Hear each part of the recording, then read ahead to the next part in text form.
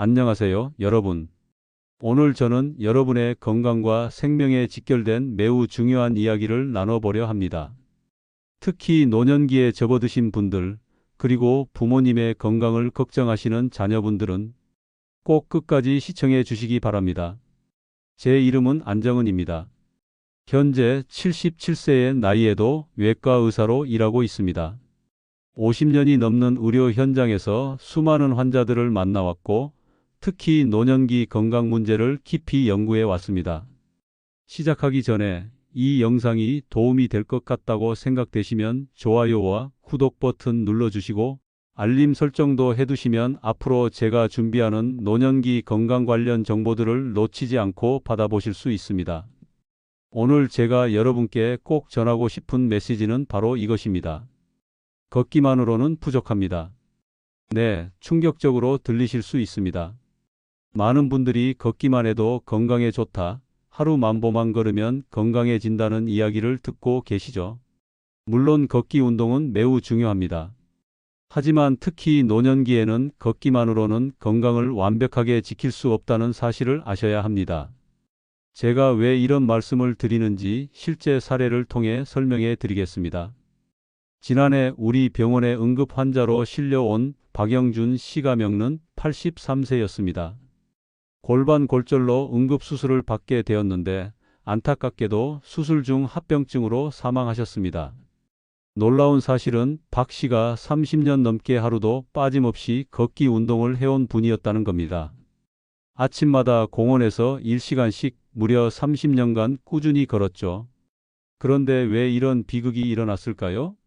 부검 결과 박 씨는 심각한 골다공증과 근감소증을 앓고 있었습니다.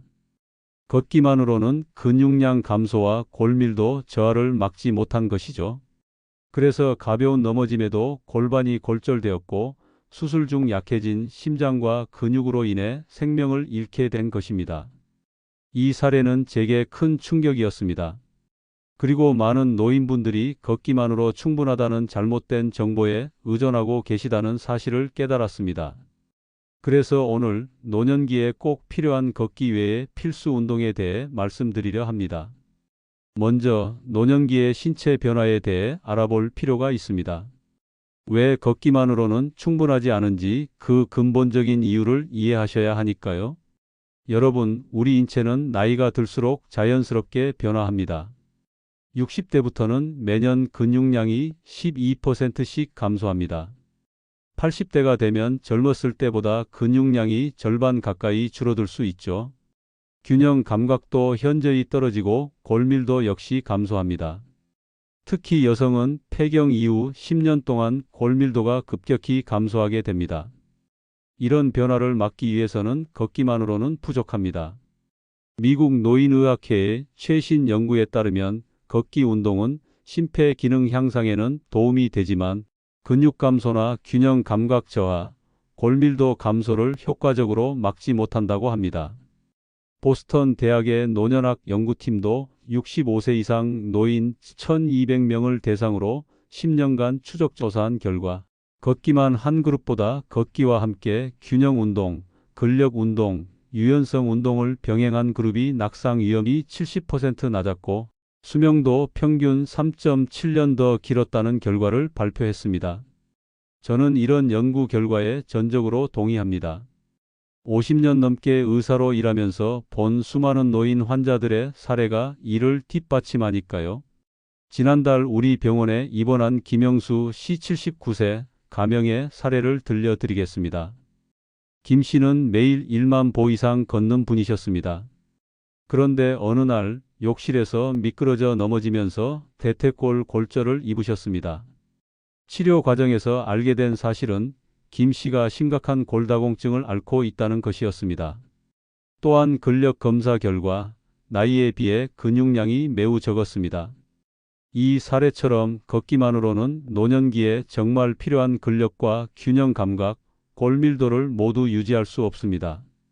그래서 오늘 저는 노년기에 꼭 필요한 4가지 필수 운동을 알려드리려 합니다. 이 4가지 운동은 모두 집에서 특별한 도구 없이도 할 수 있는 간단한 것들입니다. 하지만 효과는 놀랍습니다. 이 운동들을 매일 조금씩이라도 꾸준히 하신다면 3개월 후에는 분명한 변화를 느끼실 수 있을 것입니다. 그럼 지금부터 노년기에 꼭 필요한 4가지 필수 운동을 하나씩 소개해 드리겠습니다. 첫 번째는 균형 운동입니다. 균형 감각은 나이가 들수록 급격히 떨어집니다. 이로 인해 넘어지는 사고가 많이 발생하죠. 통계에 따르면 65세 이상 노인의 3명 중 1명이 1년에 한 번 이상 넘어진다고 합니다. 그리고 이런 낙상사고로 인한 골절이 노인 사망의 주요 원인 중 하나입니다. 제가 경험한 또 다른 사례를 말씀드리겠습니다. 이정희 여사 81세, 가명는 꾸준히 걷기 운동을 하셨지만 갑자기 길을 걷다가 넘어져 고관절 골절로 수술을 받게 되었습니다. 재활 과정에서 발견된 것은 이분의 균형 감각이 매우 떨어져 있었다는 점입니다. 한쪽 발로 서 있는 시간을 측정했더니 겨우 2초밖에 버티지 못했습니다. 건강한 70대라면 적어도 10초 이상은 가능해야 하는데 말이죠. 그렇다면 균형 운동은 어떻게 해야 할까요? 가장 기본적인 방법을 알려드리겠습니다. 첫째, 한발 서기입니다. 벽이나 튼튼한 의자를 옆에 두고 한 발로 서는 연습을 하세요. 처음에는 5초만 해도 좋습니다. 점차 시간을 늘려서 30초까지 도전해 보세요. 이때 주의할 점은 절대 무리하지 말고 반드시 잡을 것이 있는 상태에서 연습하셔야 한다는 것입니다. 둘째, 제자리 돌기입니다. 역시 벽이나 의자를 잡고 천천히 제자리에서 한 바퀴 돌아보세요. 처음에는 느리게 점차 속도를 높여가며 연습합니다. 이 운동은 전정기관, 즉 귀 속의 균형 감각을 담당하는 기관을 훈련시키는데 매우 효과적입니다. 셋째, 눈 감고 서 있기입니다. 의자를 잡고 눈을 감은 채로 10초 동안 서 있어 보세요. 균형 감각을 극대화하는 훈련입니다. 하지만 이 운동은 조금 더 균형 감각이 좋아진 후에 시도하시는 것이 좋습니다. 저희 병원에서 재활 치료를 받으시는 장수경 할머니 87세 실명의 이야기를 들려드리겠습니다. 이분은 뇌졸중 후 균형 감각이 심하게 손상되어 혼자 걷는 것이 불가능했습니다. 하지만 매일 5분씩 이런 균형 운동을 꾸준히 하신 결과 6개월 만에 지팡이 없이도 걸을 수 있게 되셨습니다. 처음에는 병원 물리치료사의 도움을 받았지만 나중에는 집에서 혼자서도 운동을 계속하셨다고 합니다. 이런 작은 노력이 모여 큰 변화를 만든 것이죠. 두 번째로 중요한 것은 근력 운동입니다. 근육은 우리 몸의 기둥과 같습니다. 근육이 약해지면 뼈에 가해지는 부담이 커지고 일상생활도 힘들어지죠. 또한 근육은 우리 몸의 대사 활동을 담당하는 주요 기관입니다. 근육이 줄어들면 기초 대사량이 떨어져 체중 증가, 당뇨병 위험 증가 등 여러 문제가 발생합니다.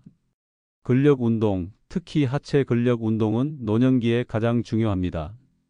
다리 근육이 약해지면 걷기도 힘들어지고 넘어질 위험도 커지니까요. 가장 효과적인 하체 근력 운동은 의자에서 앉았다 일어나기입니다. 의자에 앉은 상태에서 팔을 사용하지 않고 일어났다가 다시 앉기를 반복하는 것입니다. 처음에는 5회만 해도 충분합니다. 점차 횟수를 늘려 15회까지 도전해 보세요. 이때 무릎이 발끝보다 앞으로 나오지 않도록 주의하세요. 그리고 호흡을 참지 말고 일어날 때는 숨을 내쉬고 앉을 때는 숨을 들이마시는 것이 좋습니다. 또 다른 간단한 근력 운동으로는 발뒤꿈치 들기가 있습니다. 벽이나 의자를 잡고 서서 발뒤꿈치를 들었다 내렸다를 반복하는 것입니다. 이 운동은 종아리 근육을 강화시켜 걸을 때 안정감을 높여줍니다. 상체 근력을 위해서는 물병이나 페트병에 물을 넣어 가벼운 아령 대신 사용할 수 있습니다. 팔을 앞으로 들었다 내렸다, 옆으로 들었다 내렸다 하는 간단한 동작으로도 충분한 효과를 볼 수 있습니다. 제 환자 중 이민호 할아버지 76세, 가명의 사례를 들려드리겠습니다. 이분은 퇴직 후 대부분의 시간을 TV 앞에서 보내셨고 가끔 산책만 하셨습니다. 그러다 손자와 놀아주려고 무릎을 굽혔는데 다시 일어날 수 없을 정도로 다리 근육이 약해져 있었습니다. 이 사실에 충격을 받은 이 할아버지는 저희 병원 재활 프로그램에 참여하셨고 특히 근력 운동에 집중하셨습니다. 처음에는 의자에서 일어나는 것조차 5번이 한계였지만 3개월 후에는 20번도 거뜬히 해내실 수 있게 되었습니다. 지금은 손자와 놀이터에서 뛰어놀 수 있을 정도로 회복되셨죠. 세 번째는 유연성 운동입니다. 나이가 들면 관절의 유연성이 감소하고 이로 인해 움직임이 제한되고 통증이 생길 수 있습니다. 특히 목, 어깨, 허리의 유연성은 일상생활에 직접적인 영향을 미칩니다. 유연성 운동의 기본은 천천히, 부드럽게, 통증이 없는 범위 내에서 하는 것입니다. 절대 무리하게 스트레칭을 하면 안 됩니다. 통증이 느껴지면 즉시 중단하세요. 먼저 목 스트레칭입니다. 앉은 자세에서 천천히 목을 오른쪽으로 돌렸다가 왼쪽으로 돌립니다. 그 다음 천천히 위를 보았다가 아래를 봅니다. 각 동작을 5초씩 유지하면서 5회 정도 반복하세요. 어깨 스트레칭은 양팔을 앞으로 쭉 뻗었다가 천천히 위로 올렸다가 옆으로 벌렸다가 다시 내리는 동작을 천천히 합니다. 마치 큰 원을 그리는 것처럼 해보세요. 허리 스트레칭은 앉은 자세에서 양손을 무릎에 올리고 천천히 상체를 앞으로 구부렸다가 원래 자세로 돌아옵니다. 이때 등을 둥글게 말아서 구부리는 것이 포인트입니다. 유연성 운동의 효과를 보여주는 사례로 김영자 할머니 92세 가명을 소개해 드립니다. 이분은 초기 치매 증상과 함께 허리와 어깨 통증으로 거의 움직이지 못하는 상태였습니다. 하지만 유연성 운동을 꾸준히 하신 결과 6개월 만에 통증이 크게 줄었고 놀랍게도 치매 증상도 호전되었습니다. 운동을 통한 혈액순환 개선이 뇌 건강에도 긍정적인 영향을 미친 것이죠. 현재는 요양원에서 다른 노인들을 위한 간단한 스트레칭 시간을 이끌어가고 계십니다. 마지막으로 유산소 운동입니다. 앞서 말씀드린 대로 걷기가 가장 기본적인 유산소 운동이지만 더 효과적인 방법은 힘차게 걷기입니다. 그냥 천천히 걷는 것보다 약간 빠른 속도로 팔을 적극적으로 흔들며 걷는 것이 심폐 기능 향상에 더 효과적입니다. 물론 걷기가 어려운 분들은 앉아서 하는 유산소 운동도 있습니다.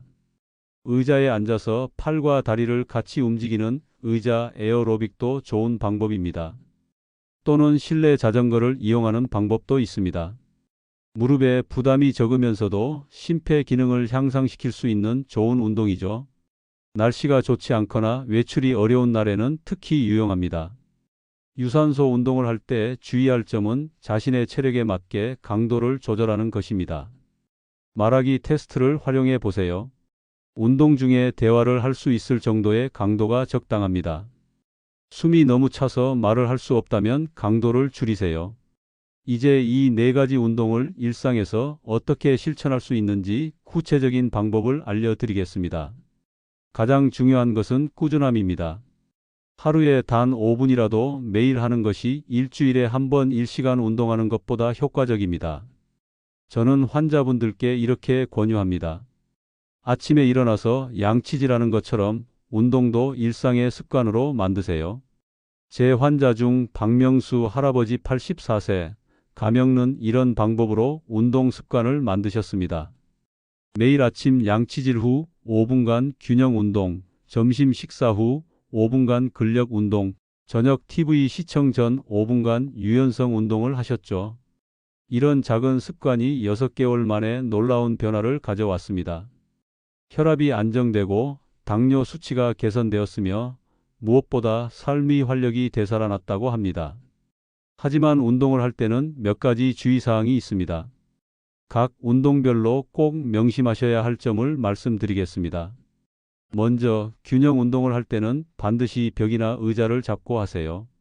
특히 처음 시작할 때는 더욱 조심해야 합니다. 균형을 잡기 위한 운동을 하다가 오히려 넘어지는 사고가 발생할 수 있기 때문입니다. 눈을 감고 하는 균형 운동은 어느 정도 균형 감각이 좋아진 후에 시도하세요. 그리고 반드시 누군가의 도움을 받을 수 있는 환경에서 하는 것이 안전합니다. 근력 운동 시에는 의자의 높이가 적절한지 확인하세요. 너무 낮은 의자는 무릎에 무리를 줄 수 있습니다. 무릎이 90도 정도 굽혀지는 높이의 의자가 적당합니다. 그리고 앉았다 일어날 때 무릎이 발끝보다 앞으로 나오지 않도록 주의하세요. 이것은 무릎 관절을 보호하는 중요한 포인트입니다. 또한 근력 운동은 천천히 진행하세요. 빠르게 하는 것보다 천천히 정확한 자세로 하는 것이 훨씬 효과적입니다. 그리고 운동 후 하루 이틀은 근육통이 있을 수 있습니다. 이는 자연스러운 현상이니 걱정하지 마세요. 하지만 3일 이상 통증이 지속된다면 운동 강도를 줄이거나 의사와 상담하세요. 유연성 운동에서 가장 중요한 것은 절대 무리하지 않는 것입니다. 조금 더 늘려보자라는 생각으로 무리하게 스트레칭을 하면 오히려 근육이 다치거나 관절에 무리가 갈 수 있습니다. 부드럽게 통증이 없는 범위 내에서만 스트레칭을 하세요. 그리고 반동을 이용한 스트레칭은 피하세요. 천천히 일정한 자세를 유지하는 것이 더 안전하고 효과적입니다. 유산소 운동, 특히 걷기를 할 때는 신발과 보행 환경에 주의하세요. 바닥이 평평하고 미끄럽지 않은 곳을 선택하고 발을 잘 받쳐주는 운동화를 신으세요. 날씨가 좋지 않을 때는 실내에서 할 수 있는 방법을 찾는 것이 좋습니다. 실내 걷기나 제자리 걷기도 충분한 효과가 있습니다. 그리고 모든 운동에 공통적으로 적용되는 중요한 원칙이 있습니다. 바로 점진적 부하의 원칙입니다. 처음부터 너무 많은 것을 하려고 하지 마세요. 5분부터 시작해서 점차 10분, 15분으로 늘려가는 것이 좋습니다. 욕심을 내다가 오히려 다치거나 포기하게 되는 경우가 많습니다. 제 환자 중 한 분의 이야기를 들려드리겠습니다. 정수환 씨 68세, 가명는 은퇴 후 갑자기 열정적으로 운동을 시작했습니다. 처음부터 하루 1시간씩 모든 운동을 하려고 했죠. 결과적으로 2주 만에 무릎을 다쳐서 3개월 동안 아무 운동도 하지 못했습니다. 반면 같은 시기에 시작한 그의 아내 정미영 씨 65세, 가명는 하루 5분부터 시작해서 8개월에 걸쳐 천천히 운동 시간을 늘렸습니다. 현재 그녀는 하루 30분씩 꾸준히 운동을 하고 있고 건강 상태도 크게 개선되었습니다. 이제 운동을 꾸준히 하기 위한 실질적인 팁을 몇 가지 드리겠습니다. 첫째, 정해진 시간에 운동하세요. 예를 들어 아침 식사 후 또는 저녁 뉴스 시청 전 등 특정 일상 활동과 연계해서 습관화하는 것이 좋습니다. 둘째, 달력이나 다이어리에 운동한 날을 표시하세요. 이런 시각적 기록은 큰 동기부여가 됩니다. 연속해서 표시된 날들을 보면 뿌듯함을 느끼고 더 계속하고 싶어집니다. 셋째, 가능하다면 운동 친구를 만드세요. 함께 운동하면 서로 격려하고 책임감을 느끼게 되어 더 꾸준히 할 수 있습니다. 배우자, 친구, 이웃과 함께 하는 것도 좋고 요즘은 온라인으로 함께 운동하는 커뮤니티도 많습니다. 넷째, 스스로에게 작은 보상을 주세요. 한 달 동안 꾸준히 운동했다면 맛있는 식사나 좋아하는 활동으로 자신을 격려해 보세요. 이런 작은 보상이 지속적인 동기부여가 됩니다. 다섯째, 운동 일지를 작성해 보세요. 오늘 어떤 운동을 얼마나 했는지, 어떤 느낌이었는지 간단히 기록하는 것만으로도 큰 도움이 됩니다. 시간이 지나면서 자신의 발전 과정을 확인할 수 있어 뿌듯함을 느낄 수 있죠. 제 환자 중 이영숙 할머니 78세, 가명는 손녀에게 스마트폰 사용법을 배워 운동 앱을 활용하고 계십니다. 매일 운동 완료 후 앱에 체크하고 한 달 목표를 달성하면 손녀와 함께 영화를 보러 가는 것이 그녀의 보상 시스템입니다. 이 방법으로 벌써 1년 넘게 꾸준히 운동을 하고 계시고 혈압약 용량도 줄일 수 있었습니다. 이제 제가 많은 이야기를 했는데 여러분께서는 이 모든 운동을 다 해야 하나요? 라고 생각하실 수 있습니다. 물론 4가지 운동을 모두 하는 것이 가장 이상적입니다. 하지만 처음부터 모든 것을 하려고 하면 오히려 부담이 될 수 있습니다. 제 조언은 이렇습니다. 오늘부터 가장 쉽게 할 수 있는 운동 하나만 선택해서 시작하세요. 예를 들어 의자에서 앉았다 일어나기를 하루에 5번만 해보세요. 이것이 습관이 되면 다른 운동을 하나씩 추가하는 것입니다. 제 환자 최병철 씨 81세, 가명의 사례를 들려드리겠습니다. 그는 처음에 의자에서 앉았다 일어나기만 하루 5회 했습니다. 한 달 후에는 10회로 늘렸고 여기에 발뒤꿈치 들기를 추가했습니다. 3개월 후에는 4가지 운동을 모두 조금씩 하게 되었고 6개월 후에는 하루 30분 운동 루틴이 완성되었습니다. 그 결과 혈당 수치가 정상 범위로 돌아왔고 무엇보다 기분이 훨씬 좋아졌다고 합니다. 여러분 기억하세요. 중요한 것은 완벽함이 아니라 꾸준함입니다. 조금이라도 매일 하는 것이 가장 중요합니다. 그리고 잊지 마세요. 운동은 약입니다. 하지만 잘못 사용하면 독이 될 수도 있습니다. 자신의 몸 상태에 맞게 무리하지 않는 범위 내에서 하는 것이 중요합니다. 특히 고혈압, 심장질환, 당뇨병 등 만성질환이 있으신 분들은 반드시 의사와 상담 후 운동 계획을 세우세요. 이제 몇 가지 자주 묻는 질문들에 대해 답변해 드리겠습니다. 나이가 많아 이미 근육이 많이 줄었는데 지금부터 운동해도 효과가 있을까요? 네, 절대적으로 효과가 있습니다. 놀랍게도 인체는 어떤 나이에도 운동에 반응합니다. 미국 보스턴 대학의 연구에 따르면 90대 노인들도 근력 운동을 통해 근육량과 근력이 증가했다고 합니다. 저희 병원에서도 95세 환자가 6개월간의 운동 프로그램 후 근력이 30% 증가한 사례가 있습니다. 그러니 너무 늦었다고 생각하지 마시고 지금 바로 시작하세요. 관절염이 있는데 운동해도 될까요? 관절염이 있으신 분들은 오히려 적절한 운동이 더 필요합니다. 다만 관절에 무리가 가지 않는 운동을 선택하는 것이 중요합니다. 수중 운동이나 실내 자전거가 좋은 선택이 될 수 있습니다. 또한 통증이 있는 관절 주변의 근육을 강화하는 것이 관절 보호에 도움이 됩니다. 하지만 반드시 의사나 물리치료사와 상담 후 시작하세요. 제 환자 중 심한 무릎 관절염을 앓고 있는 윤미자 여사 74세, 가명는 처음에는 걷기조차 힘들었습니다. 그녀는 수중 운동부터 시작했고 점차 다리 근육이 강화되면서 무릎 통증이 줄어들었습니다. 현재는 가벼운 걷기와 자전거 타기도 가능해졌고 진통제 복용량도 크게 줄었습니다. 운동 중에 어지러움이나 통증이 느껴지면 어떻게 해야 하나요? 운동 중 갑작스러운 어지러움, 심한 통증, 숨가쁨, 가슴 통증 등이 느껴진다면 즉시 운동을 중단하고 휴식을 취하세요. 증상이 지속된다면 바로 병원을 방문하는 것이 좋습니다. 특히 심장질환이나 고혈압이 있으신 분들은 더욱 주의해야 합니다. 가벼운 근육통은 운동 후 자연스러운 현상일 수 있지만 날카로운 통증이나 관절 통증은 잘못된 자세나 과도한 운동의 신호일 수 있습니다. 이런 경우 운동 방법을 다시 점검하거나 전문가의 조언을 구하세요. 운동 효과는 얼마나 빨리 나타날까요? 개인차가 있지만 일반적으로 규칙적인 운동을 시작한 후 약 3주가 지나면 본인이 변화를 느끼기 시작합니다. 에너지 레벨이 높아지고 일상 활동이 조금 더 수월해지는 것을 느끼실 거예요. 3개월 정도 지나면 주변 사람들이 변화를 알아차릴 만큼 눈에 띄는 효과가 나타납니다.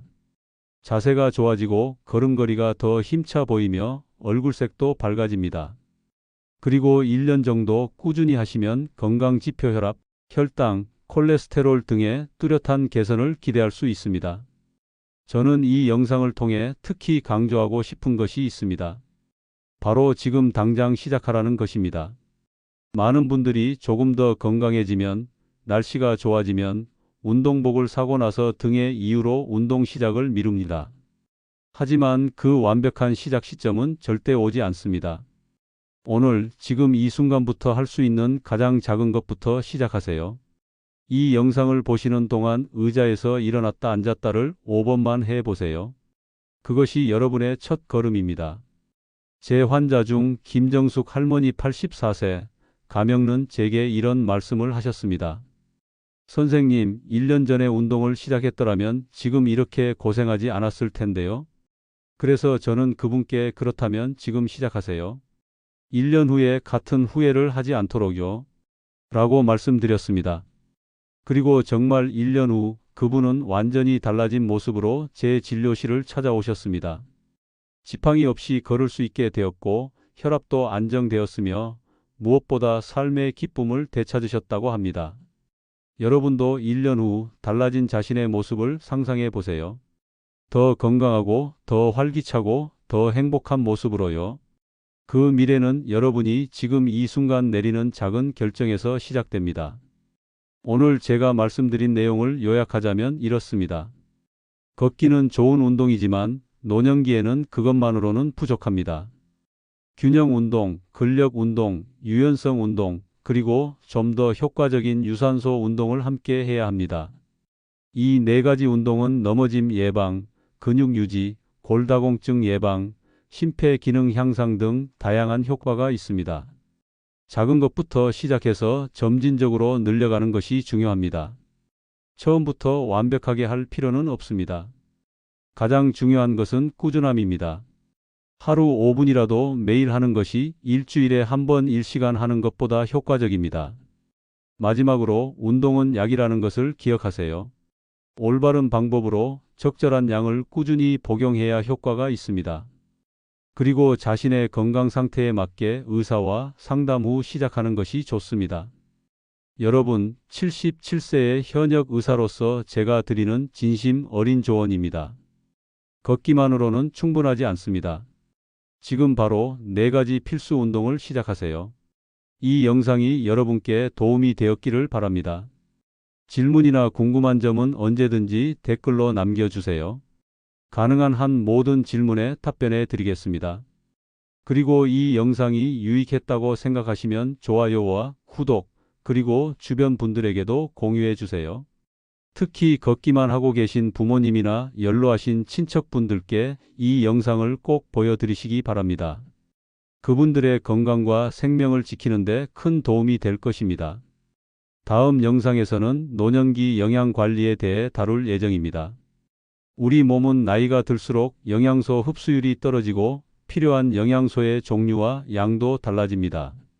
어떻게 하면 제한된 식욕으로도 필요한 영양소를 모두 섭취할 수 있는지, 특히 노년기에 중요한 단백질과 비타민 D를 효과적으로 섭취하는 방법에 대해 자세히 알려드리겠습니다.